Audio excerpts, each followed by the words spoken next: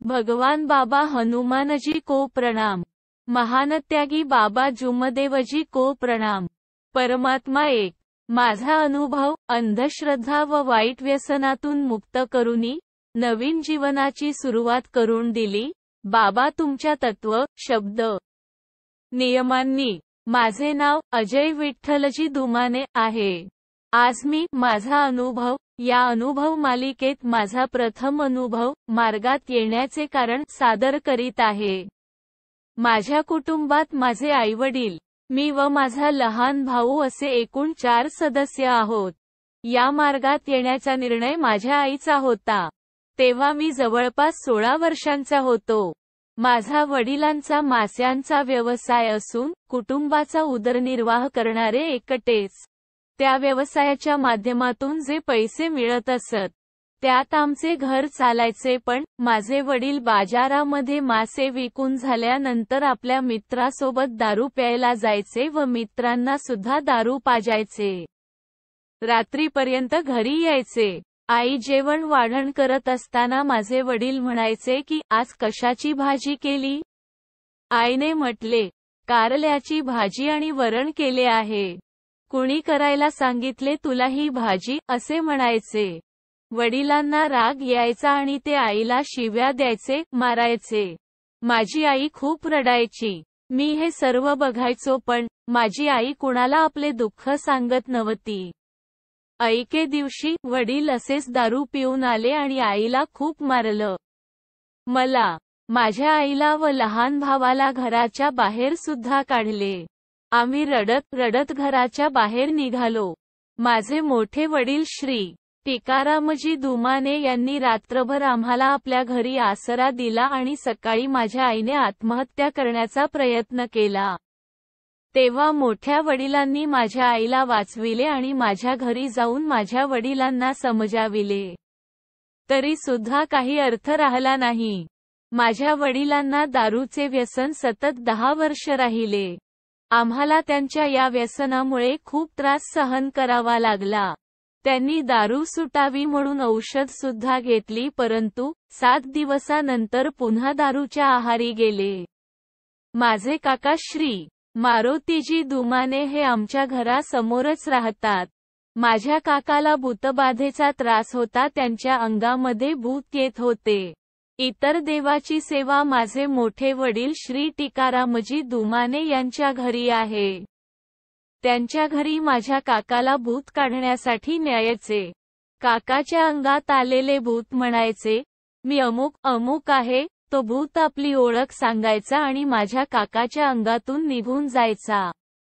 पण दुसऱ्या दिवशी परत यायचा। सतत तेच कार्य करायचे, पण हा त्रास माझ्या काकांना रोज व्हायचा।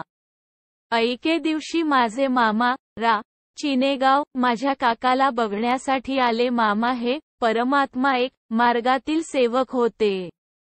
घरच्या सदस्यांनी त्यांना काकांचा संपूर्ण त्रास व दुःख सांगितले। माझ्या मामाने त्यांना मार्गदर्शक श्री मारोतरावजी गोधोळे यांच्याकडे नेले आणि परमात्मा एक मार्ग त्यांनी स्वीकारला। 3 दिवसाचे साधे कार्य पण दिले। त्या कार्यामध्ये माझ्या काकाला परिपूर्ण समाधान झाले आणि समोरचे कार्य ते करू लागले। माझ्या काकाचे दुःख पूर्णतः नाहीसे झाले। म्हणून या परमात्मा एक मार्गावर माझ्या आईचा विश्वास बसला आणि माझ्या काकाकडून या मार्गाची संपूर्ण माहिती घेतली।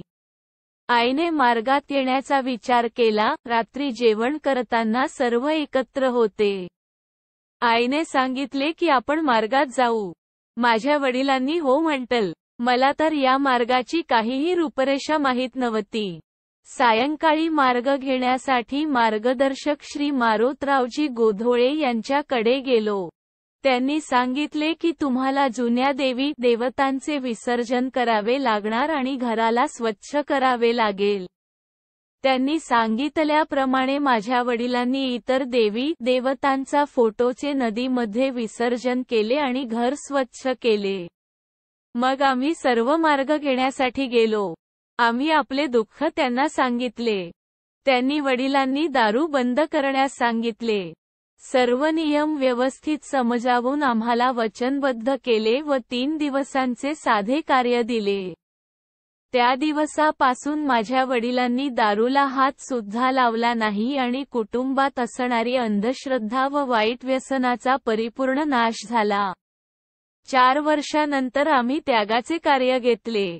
त्यागाचे कार्य बाबा हनुमानजीच्या कृपेने चांगल्या पद्धतीने पार पडले व त्यागाचे हवन सुद्धा चांगले झाले. मार्गदर्शकांनी आम्हाला मासिक हवन कार्याची तारीख 10 दिली होती. पुढील हवन कार्य 10 जुलै 2018 या तारखेला चांगल्यात चांगले पार पडले. दुसऱ्या दिवशी माझा लहान भाऊ सकाळी लवकर उठला नाही, यामुळे माझी आई त्याला रागावली व वाईट शब्दात बोलली. तेव्हा माझा लहान भाऊ उठला आणि अंघोळ करून सकाळची विनंती केली. तिसऱ्या दिवशी सकाळी माझ्या आईच्या गळ्यामधून आवाज गेला व बोलताच येत नव्हते. आईच्या गळ्यामध्ये बोलताना त्रास व्हायचा आणि बोलताना आवाज पण लहान निघायचा. माझ्या वडिलांनी आईला रुग्णालयात नेले. डॉक्टरांनी तपासणी केली आणि सांगितले की माझ्या आईच्या गळ्यामध्ये सूजन आली आहे व औषध दिली. 7 दिवस औषध घेतली पण माझ्या आईचा त्रास कमी झाला नाही. या डॉक्टरी उपचारामध्ये 5,000 रुपये खर्च झाले पण काहीही फायदा झाला नाही. मग मी मार्गदर्शकांना फोन केला आणि सर्व दुःख सांगितले. त्यांनी मला विचारले की तुझ्या आईने चूक केली काय? मी म्हटलं की आईने माझ्या लहान भावाला सकाळी उठला नाही म्हणून वाईट शब्दात बोलली. मार्गदर्शकांनी सांगितले की तुझ्या आईच्या बोलण्यात चूक झाली आहे. त्यांना भगवंताला क्षमा मागायला सांगावे. त्यानंतर त्यांनी सूजन आलेल्या जागेवर फूक मारण्यास सांगितले आणि 1 दिवस एक तीर्थ बनवायला सांगितले. मार्गदर्शकांनी सांगितल्याप्रमाणे मी माझ्या वडिलांना सर्व सांगितले. परंतु माझ्या आईची मासिक पाळी असल्याने तिला विनंती प्रार्थनेत बसता येत नव्हते. पुन्हा मार्गदर्शकांना फोनवर माहिती दिली. त्यांनी सांगितले की बाजूला बसून मनातल्या मनात विनंती करण्यास सांगावे आणि झालेल्या चुकीची सोडवणूक करण्यास सांगितली. मार्गदर्शकांनी सांगितल्याप्रमाणे आई आंघोळ करून बाजूला बसली व मनातल्या मनात विनंती केली आणि झालेल्या चुकीची क्षमा मागितली. मग माझ्या बाबांनी 3 फुकांचे तीर्थ बनवून दिले. त्या तीर्थाने माझ्या आईला आराम होऊ लागला. दुसऱ्या दिवशी 7 फुकांचा तीर्थाने माझ्या आईला परिपूर्ण आराम झाला.